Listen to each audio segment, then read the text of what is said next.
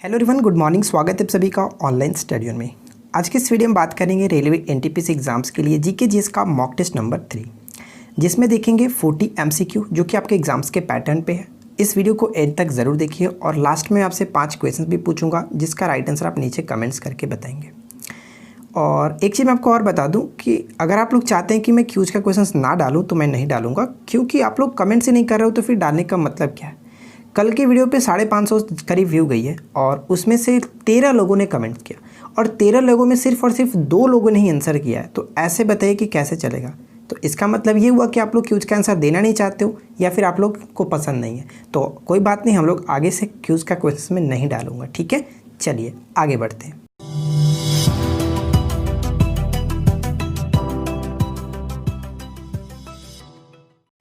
आज की इस वीडियो का फर्स्ट क्वेश्चन ये बनता है कि शैवालों की कोशिका भित्ति किसकी बनी होती है।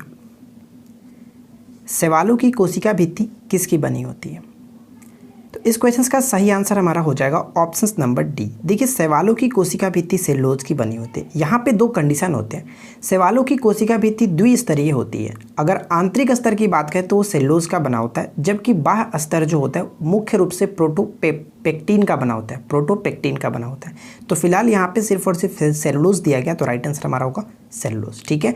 लेकिन एक चीज़ और मैं आपको बता दूं कि जबकि कवकों की जो कोशिका भित्ति होती है वो काइटिन की बनी होती है, ठीक है। कवकों की कोशिका भित्ति काइटिन की बनी होती है और साथ ही साथ हेमी सेलुलोज का बना होता है। तो ये 2 चीज़ आप याद रखेंगे, काफ़ी इंपॉर्टेंट क्वेश्चन यहाँ से पूछा जाता है, ठीक है।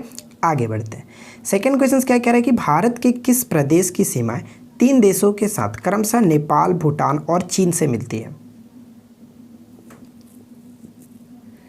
तो इस क्वेश्चन का सही आंसर हो जाता है ऑप्शन नंबर डी, यानी कि सिक्किम, ठीक है। Sikkim, option D will be correct answer.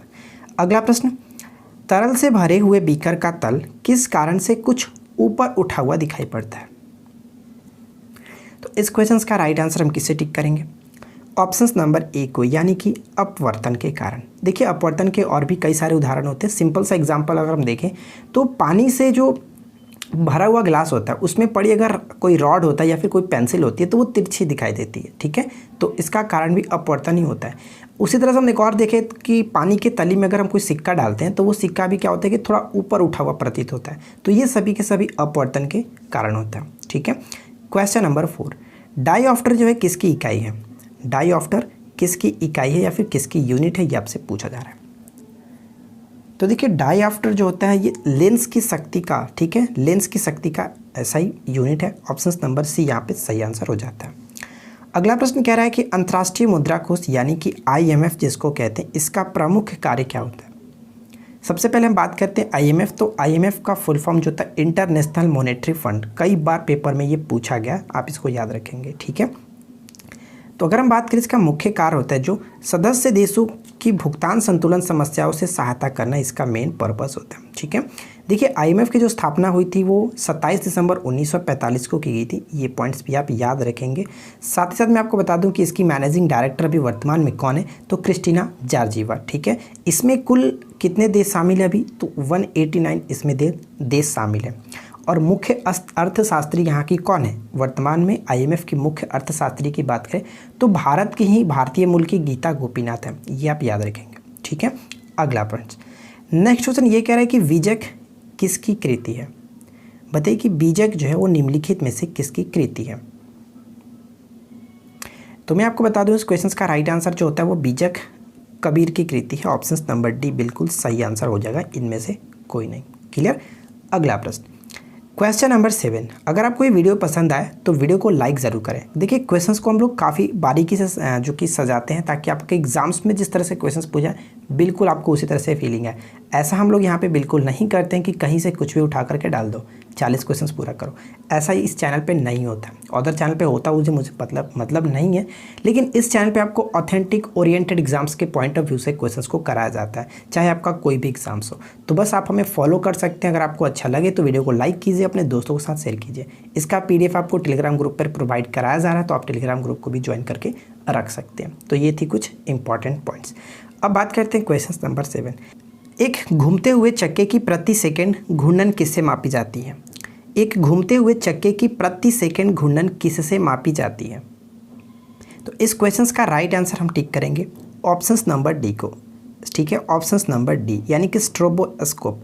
Stroboscope को हिंदी में किस नाम से जाना जाता है, तो आवृतदर्शी, ठीक है, आवृतदर्शी हिंदी में कहते हैं। तो इस क्वेश्चन का राइट आंसर को ऑप्शन नंबर डी याद रखेंगे। क्लियर। अच्छा, यहाँ पे जो आप देख रहे हैं बाकी को भी देख लेते हैं। बैरोमीटर से क्या होता है, बैरोमीटर से वायुमंडलीय दाब को मापा जाता है। एनीमोमीटर से हवा की गति को, पवन की शक्ति कह सकते हैं, नापी जाती है। और हाइग्रोमीटर के आर्द्रता को मापा जाता है, हाइग्रोमीटर आर्द्रता, ठीक है। चलिए अगला प्रश्न क्या कह रहा है कि भारत में स्थिर मूल्य पर सकल घरेलू उत्पाद, जिसको जीडीपी कहते हैं, कि प्राकलन के लिए वर्तमान में आधार वर्ष है। और ये बहुत ज़्यादा इंपॉर्टेंट क्वेश्चन से बताइए इस क्वेश्चन का राइट आंसर क्या है। तो right answer will be option A 2011 से 12, ठीक है, ऑप्शन नंबर आपका ए सही आंसर हो जाता है। अगर आप इकोनॉमिक्स पूरा अच्छे तरह से पढ़ना चाहते हैं तो आप हमारे इकोनॉमिक्स के टॉपिक वाइज वीडियो को देख सकते हैं, प्लेलिस्ट में आपको मिल जाएगा, ठीक है। अगला क्वेश्चन नंबर 9, अंतर्राष्ट्रीय तिथि रेखा वह रेखा है जहाँ, बताइए कि अंतर्राष्ट्रीय तिथि रेखा वह रेखा है जहाँ।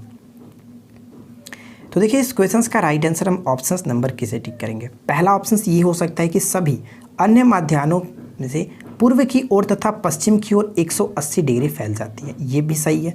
और साथ ही साथ ठीक तिथि, ठीक है, इस तिथि कह सकते हैं अंतर्राष्ट्रीय तिथि रेखा कि एक दिन परिवर्तित होता है जब इसे पार किया जाता है, या फिर इधर पश्चिम या पूरब दोनों तरफ पार किया जाता है तो एक दिन का परिवर्तन होता है। तो हम यहाँ पे कह सकते हैं कि बी और सी दोनों के दोनों सही है, इसलिए ऑप्शन नंबर हम डी को टिक करेंगे। क्लियर, ध्यान रखेंगे। क्वेश्चन नंबर 10 देखिए क्या, बाहर में थोड़ा कंस्ट्रक्शन का काम चल रहा है तो आप लोग थोड़ा सा इग्नोर करेंगे, ठीक है। देखिए नेक्स्ट क्वेश्चन ये कह रहा है कि गल्फ स्ट्रीम उत्पन्न होती है, किस तरह से उत्पन्न होती है। गल्फ स्ट्रीम किस तरह से उत्पन्न होती है, मैं आपको बता दूं कि गल्फ स्ट्रीम जो है एक प्रकार की महासागरीय दबाव से उत्पन्न होने वाली कह सकते हैं अटलांटिक महासागर की गर्म जलधारा है, ठीक है। महासागरीय दबाव से उत्पन्न होने वाली अटलांटिक महासागर की गर्म जलधारा है, ध्यान रखेंगे, कई बार पेपर में ये पूछा भी जाता है। अगला प्रश्न कह रहा है कि सूर्य के प्रकाश को संकेंद्रित यानी कि फोकस करने के लिए निम्नलिखित में से किसका उपयोग किया जाता है। बताइए, सूर्य के प्रकाश को फोकस करने के लिए निम्नलिखित में से किसका प्रयोग किया जाता है। तो राइट आंसर क्या होगा, right answer will be option C यानी कि अवतल दर्पण का, अवतल शीशा का कह सकते हैं, अवतल दर्पण का, option C will be correct answer.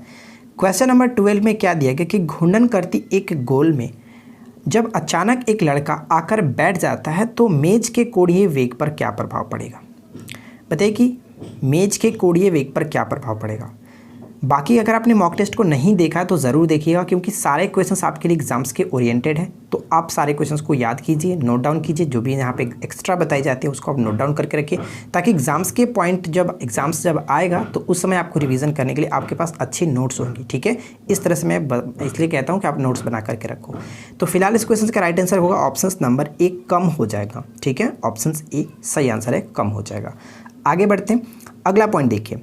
Next question ये कह रहा है कि ओम के नियम के अनुसार भी यानी कि विभवांतर बराबर होता है।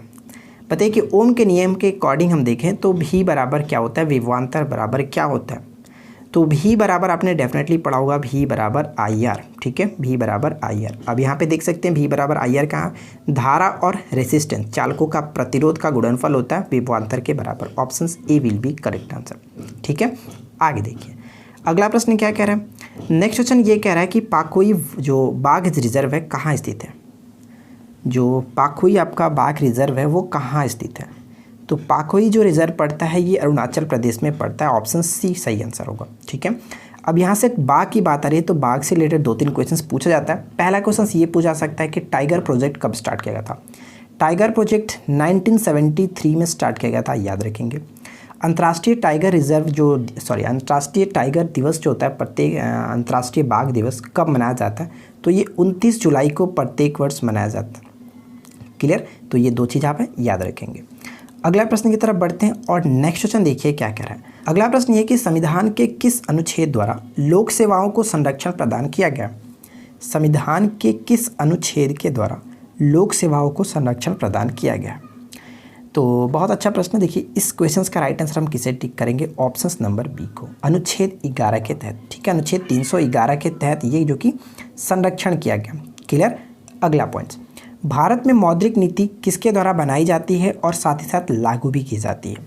मौद्रिक नीति किसके द्वारा बनाई जाती है और किसके द्वारा लागू की जाती है, ये आपसे पूछा जा रहा है।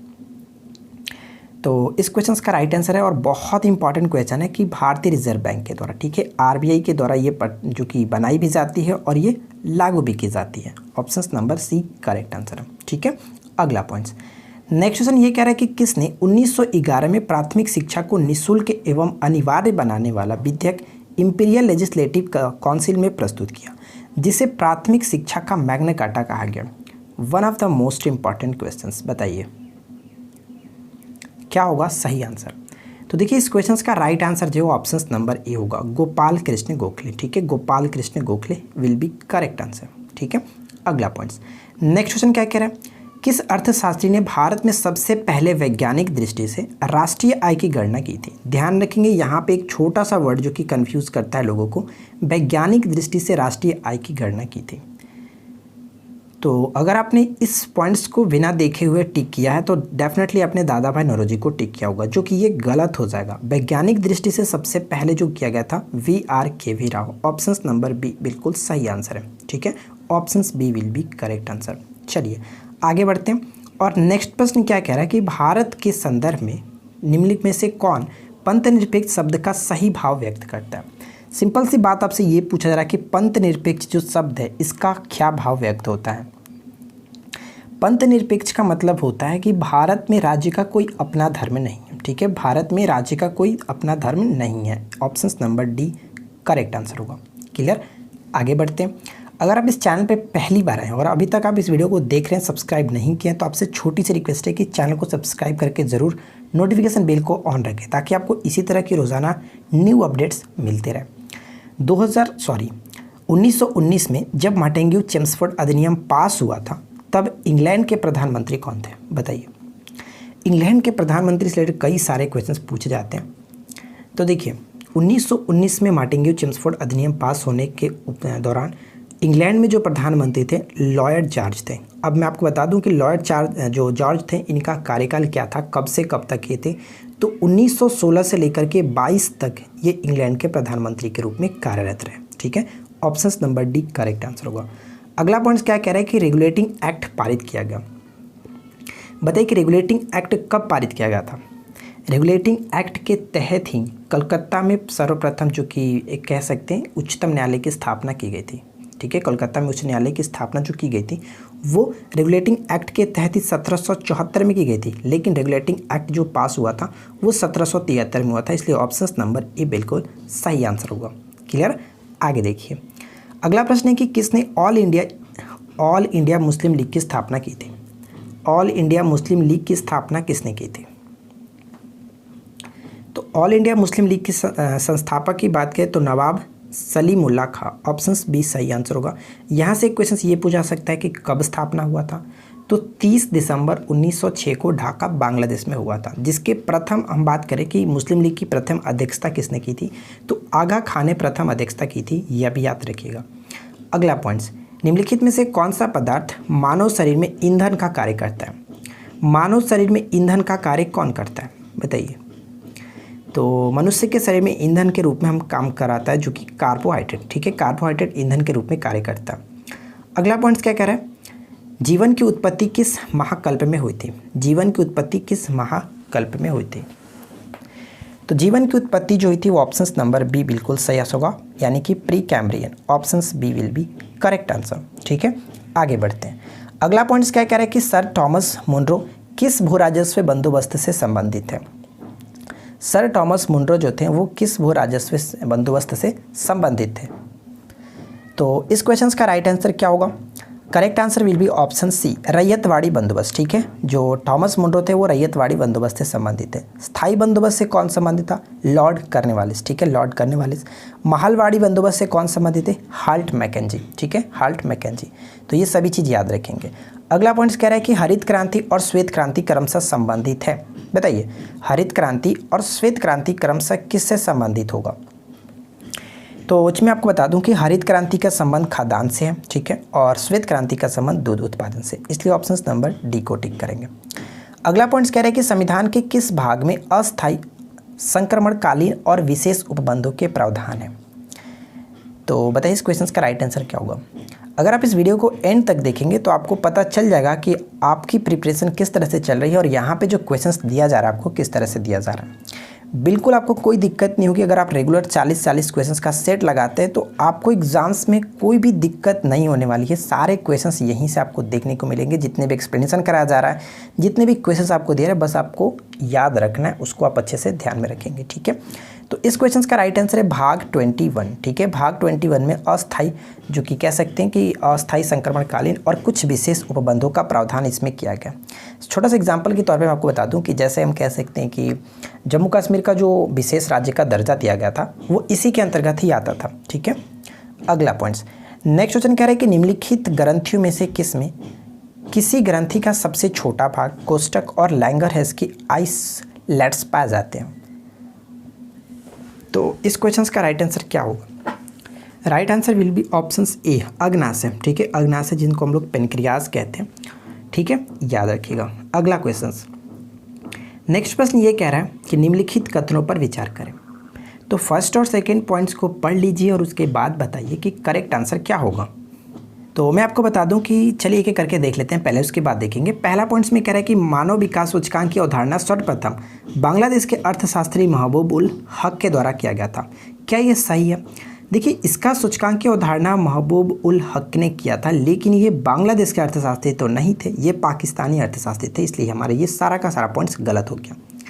उसी तरह सेकेंड पॉइंट देखें तो ये प्रत्येक वर्ष संयुक्त राष्ट्र विकास कार्यक्रम यानी कि UNDP के द्वारा जारी किया जाता है। ठीक है, और सबसे फर्स्ट टाइम 1990 में ये जारी किया गया था, तो ये चीज़ भी आप याद रखेंगे। तो सेकंड तो सही है लेकिन फर्स्ट गलत था, इसलिए केवल और केवल 2 को टिक करेंगे। ठीक है, अगला पॉइंट, नेक्स्ट क्वेश्चन क्या कह रहा है कि किस मध्यकालीन भारतीय शासक ने पट्टा और काबुलियत की प्रथा जो है स्टार्ट करी थी। पट्टा एवं काबुलियत की जो प्रथा थी वो स्टार्ट करी थी किस शासक ने? मध्यकालीन शासक ने। तो right answer will be options A, Sher Shah Suri. ठीक है, Sher Shah Suri, options number A. अगला पॉइंट्स, नेक्स्ट क्वेश्चन क्या कह रहा है, मुझे विश्वास है कि कांग्रेस अपने विनाश की तरफ जा रही है और मेरी यह बड़ी इच्छा भारत में रहते है कि इसके शांतिप्रिय निधन के लिए मैं इसका सहायक बनूं।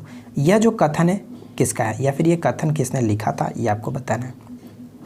कांग्रेस के संबंध में इन्होंने ये टिप्पणी करी थी, तो ये जो बात कही गई थी लॉर्ड कर्जन के द्वारा। ऑप्शंस नंबर सी बिल्कुल सही आंसर हो जाता है। ठीक है, अगला पॉइंट्स, नेक्स्ट क्वेश्चन कह रहा है कि वनस्पति विज्ञान का वह शाखा जो शैवाल के अध्ययन से संबंधित है। तो बताइए कि शैवाल के अध्ययन से संबंधित शाखा को हम किस नाम से जानते हैं। तो शैवालों का अध्ययन जो होता है, इसके लिए छोटा सा मैं आपको तरीका बताता हूँ। कुछ लोग कंफ्यूज होंगे माइकोलॉजी या फाइकोलॉजी में। ठीक है, माइकोलॉजी या फाइकोलॉजी, इसके लिए मैं छोटा सा तरीका बताता हूँ। देखिए, सफाई करके कमाई। ठीक है, सफाई करके कमाई। मेरे दादाजी जो थे वो हमेशा अक्सर ये कहा करते थे कि बेटा पढ़ोगे नहीं तो सफाई करके कमाई करना पड़ेगा। देखिए, सौ का मतलब शैवाल याद रख सकते हैं और फाई का मतलब सफाई, यानी कि सौ से शैवाल और फाई से फाइकोलॉजी। शैवालों का अध्ययन फाइकोलॉजी और क का मतलब कवकों का अध्ययन माइकोलॉजी। कमाई का मतलब कवकों का अध्ययन माइकोलॉजी। इस तरह से याद रख सकते हैं कि पढ़ाई नहीं करोगे तो सफाई करके फिर कमाई करना पड़ेगा। जैसा कि आपको बिल्कुल ये बात सही है, तो ऑप्शंस नंबर यहाँ पे बी बिल्कुल सही आंसर हो जाता है। क्लियर, कोई प्रॉब्लम नहीं, आगे बढ़ते हैं। अगला क्वेश्चन यहाँ पे कह रहा है कि निम्नलिखित में से किसके द्वारा फाइलों के संचालन के लिए ई कार्यालय जो कि ऐप जारी किया गया था। हाल ही में ये जारी किया गया था, ई कार्यालय ऐप। बताइए किसके द्वारा जारी किया गया था। तो मैं आपको बता दूं कि इस क्वेश्चन का राइट आंसर जो था ऑप्शंस नंबर जो कि बी, CISF ने कोरोना वायरस जो संक्रमण जारी था उस वक्त। ठीक है, तो उसी वक्त मतलब कि आज से करीब 4 से 5 महीने पहले की ये बात है, उसी वक्त ये जारी की गई थी। फाइलों के संचालन के लिए CISF के द्वारा ये जारी किया गया था एप्लीकेशन को। ठीक है, याद रखेंगे। अगला पॉइंट्स, नेक्स्ट क्वेश्चन क्या कह रहा है कि किस सिख गुरु ने विद्रोही राजकुमार खुसरो की सहायता धन एवं आशीर्वाद से की थी। धन एवं आशीर्वाद से की थी, तो बताइए कि राइट आंसर क्या होगा। तो धन एवं आशीर्वाद से की थी गुरु अर्जुन देव। अब आप मुझे ये बताइए कि गुरु अर्जुन जो देव थे वो सिखों के कौनवें नंबर के गुरु थे। तो मैंने आपको किस तरह से याद कराया, अगर आप याद करना चाहते हैं सिखों के 10 गुरु के नाम क्रम से, तो आप हमारे चैनल पे एक ट्रिक आपको मिल जाएगी। आप सर्च कर सकते हैं कि सिखों के गुरु भाई ऑनलाइन स्टडी जो आपको मिल जाएगी वो वीडियो, और वहाँ पे मैंने आपको काफ़ी अच्छे तरीके ट्रिक से समझा दिया। तो फिलहाल मैं आपको बताता हूँ कि देखिए, अर्जुन जो थे वो 5 पांडवों में से एक थे, यानी कि 5 पांडवों में से एक थे। तो अर्जुन जो थे वो 5वें गुरु थे। इस तरह से आप याद रख सकते हैं। मैंने ट्रिक के माध्यम से भी आपको इस तरह से समझाया, आप चाहो तो याद कर सकते हो। अगला प्रश्न क्या कह रहा है कि किस राज्य या फिर केंद्र शासित प्रदेश ने नाना देशमुख गौरव ग्राम सभा पुरस्कार जीता है? तो बताइए हाल ही में किस राज्य केंद्र शासित प्रदेश ने नाना देशमुख गौरव ग्राम सभा पुरस्कार जीता है? तो इस क्वेश्चंस का राइट आंसर हम किसे टिक करेंगे? ऑप्शंस नंबर बी को, जम्मू कश्मीर। ठीक है, जम्मू कश्मीर के बारामूला जिले में, ठीक है, बारामूला जिले ने यह पुरस्कार जीता है। और मैं आपको बता दूं कि ये जो पुरस्कार होता है ग्राम पंचायत के क्षेत्र में सामाजिक और आर्थिक विकास के लिए बेहतर काम करने के लिए राज्य स्तर पर दिया जाता है। ऑप्शंस नंबर बी बिल्कुल सही आंसर होगा। क्लियर। अगला पॉइंट्स, क्वेश्चन नंबर 36 क्या कह रहा है कि वर्चुअल अदालत के जरिए सुनवाई करने वाला देश का पहला राज्य कौन सा है? वर्चुअल अदालत के जरिए जो कि सुनवाई करने वाला देश का पहला राज्य कौन बना है? तो वो राज्य को गौरव प्राप्त हुआ है उत्तर प्रदेश को। ऑप्शंस नंबर ए। ठीक है, विश्व मलेरिया दिवस कब मनाया जाता है? बताइए कि विश्व मलेरिया दिवस कब मनाया जाता है? तो विश्व मलेरिया दिवस प्रत्येक वर्ष कह सकते हैं कि 25 अप्रैल को मनाया जाता है। ऑप्शंस नंबर डी करेक्ट होगा। और पहली बार ये 2008 में मनाया गया था। ठीक है, 2008 में। देखिए 20 मार्च को हम लोग क्या मनाते हैं? 20 मार्च को कह सकते हैं विश्व खुशहाली दिवस के रूप में मनाया जाता है। और 23 जनवरी को क्या होता है? तो मैं आपको बता दूं कि 23 जनवरी को सुभाष चंद्र बोस जी की जयंती होती है, ये आपको याद होगा। 24 अक्टूबर क्यों फेमस है? 24 अक्टूबर जो कि यूएनओ का गठन होता है, यूएनओ स्वतंत्रता जो कह सकते हैं, स्वतंत्रता नहीं यार, संयुक्त राष्ट्र दिवस के रूप में मनाते हैं। ठीक है, यूएनओ संयुक्त राष्ट्र दिवस के रूप में 24 अक्टूबर को मनाया जाता है। क्लियर। अगला पॉइंट्स, नेक्स्ट क्वेश्चन कह रहा है कि पहले पीसी महालनोबिस पुरस्कार से किसे सम्मानित किया गया? हाल ही में पहले पीसी महालनोबिस पुरस्कार से सम्मानित किया गया किसे? तो सही आंसर क्या हो जाएगा? सही आंसर यहाँ पे हो जाएगा ऑप्शंस नंबर डी, यानी कि सॉरी डी नहीं, ऑप्शंस नंबर बी, यानी कि सी रंगराजन। सी रंगराजन का मतलब चक्रवर्ती रंगराजन, जो कि ये आरबीआई की पूर्व गवर्नर थे। ठीक है, इनको हाल ही में इस पुरस्कार से सम्मानित किया गया। ऑप्शंस नंबर बी बिल्कुल सही आंसर होगा, याद रखेंगे। क्लियर। आगे बढ़ते हैं। नेक्स्ट क्वेश्चन कह रहा है कि फेड कप हर्ट अवार्ड जीतने वाले पहले जो भारतीय कौन बनी है? फेड कप हर्ट अवार्ड जीतने वाली पहली भारतीय कौन बनी है? तो इस क्वेश्चन का राइट आंसर होगा ऑप्शंस नंबर डी, यानी कि सानिया मिर्जा। ठीक है, सानिया मिर्जा ने ये अवार्ड जीता है। क्लियर। अगला क्वेश्चन, नेक्स्ट क्वेश्चन ये कह रहा है कि किस राज्य ने बेरोजगार युवाओं को नौकरी के अवसर दिलाने के लिए वेब पोर्टल होप लॉन्च किया? तो बताइए कि होप जो लॉन्च किया गया वेब पोर्टल, ये किस राज्य के द्वारा लॉन्च किया गया? तो इस क्वेश्चन का राइट आंसर हो जाएगा ऑप्शंस नंबर सी, उत्तराखंड। ठीक है, सबसे पहले बात करते हैं कि होप का मतलब क्या था। देखिए होप का मतलब ये था कि हेल्पिंग आउट पीपुल एवरीवेयर। ठीक है, ध्यान रखेंगे, हेल्पिंग आउट पीपुल एवरीवेयर, जो कि उत्तराखंड के सरकार के द्वारा ये लॉन्च किया गया था वेब पोर्टल। क्यों? तो नौकरी के अवसर दिलाने के लिए बेरोजगार युवाओं को। तो फिलहाल इस क्वेश्चन का right answer option number C होगा। और यहाँ पे हम लोगों ने 40 क्वेश्चंस काफ़ी अच्छे से कंप्लीट किया। नीचे कमेंट्स करके बताइए कि आपने आउट ऑफ 40 से कितना स्कोर किया। आई नो कि आप लोग के पास उतना टाइम तो है नहीं कि आप लोग कमेंट्स करके बताओगे। चलो कोई बात नहीं, अब यहाँ तक तो आप कर ही लियो। तो अगर आपके पास थोड़ा सा भी टाइम है तो अगर आप चाहो तो इस क्वेश्चन का राइट आंसर नीचे कमेंट्स करके दे सकते हो। और मुझे तो यकीन ही है कि आप लोगों में से बहुत सारे ऐसे लोग हैं जिनके पास अब तो टाइम होगा ही नहीं होगा कि आप लोग अब कमेंट्स करोगे। ठीक है, चलो कोई बात नहीं, मेरा काम है, हम अपना काम कर लेते हैं। पहला क्वेश्चन ये कि कवकों की कोशिका भित्ति किसकी बनी होती है? कमेंट्स करेंगे। सेकेंड क्वेश्चन ये पूछा जा रहा है कि गल्फ स्ट्रीम किस प्रकार की जलधारा है? ध्यान दीजिएगा, किस प्रकार की जलधारा है। जो लोग इस वीडियो को अभी तक देख रहे हैं वो लोग कमेंट्स करके बताएंगे ईमानदारी से। अगला पॉइंट ये कह रहे हैं कि निकट दृष्टि दोष और दूर दृष्टि दोष को दूर करने में क्रमशः किस प्रकार का लेंस प्रयोग किया जाता है? Third question clear. Fourth question ये कि भारत का सबसे बड़ा टाइगर रिजर्व कौन सा है? ठीक है, टाइगर रिजर्व कौन सा है? फिफ्थ क्वेश्चन ये कि मानव विकास सूचकांक के संबंध में संक्षेप में वर्णन करना है। यानी कि मानव विकास सूचकांक के संबंध में मैंने ऊपर आपको जितना बताया उसके बारे में आप नीचे कमेंट्स करके बताइएगा। ठीक है, तो अगर आपको वीडियो अच्छी लगी हो तो वीडियो को लाइक कीजिए, अपने दोस्तों के साथ शेयर कीजिए। और इसी तरह की रोज़ाना मॉक टेस्ट को अगर आप देना चाहते हैं तो हमारे साथ जुड़ सकते हैं। चैनल को सब्सक्राइब करके नोटिफिकेशन बेल को ऑन रखिए। इसी तरह की रोज़ाना आपको मॉक टेस्ट यहाँ पर मिलती रहेगी। तो हम मिलते हैं किसी और वीडियो में नए टॉपिक के साथ। Thanks for watching, keep learning, have a good day.